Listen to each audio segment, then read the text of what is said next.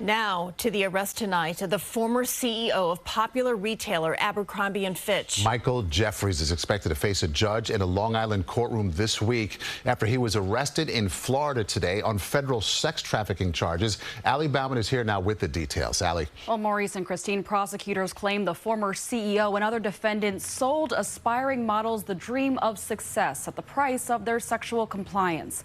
They allegedly made young men sign NDAs and injected them with drugs. The FBI calls this case another example of the wealthy using their power to control the vulnerable. Former Abercrombie and Fitch CEO Mike Jeffries returns to his Palm Beach, Florida home Tuesday, released from federal custody on $10 million bond.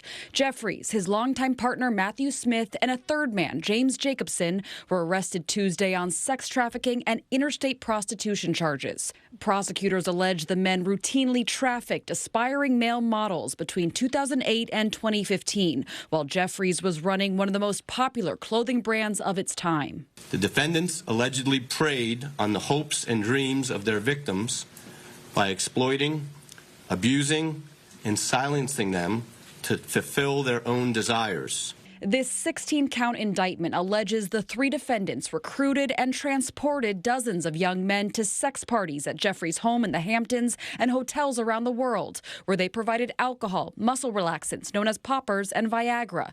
And when they did not consent, allegedly subjected the young men to invasive and violent sexual contact. They caused the men to believe that attending these sex events could yield modeling opportunities with Abercrombie. I didn't feel free. I didn't feel like I could say no or that I could just walk away.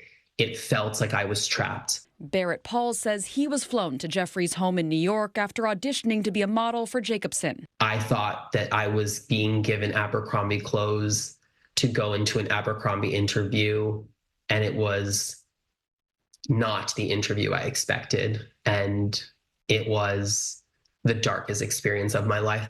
There are so many similarities between Epstein, Combs, and now this Abercrombie case. Former chief of the Brooklyn DA's sex trafficking unit, Lauren Hirsch, is now the director of World Without Exploitation. For far too long, powerful people have been operating with complete impunity, and I think this is the moment where the tide is changing.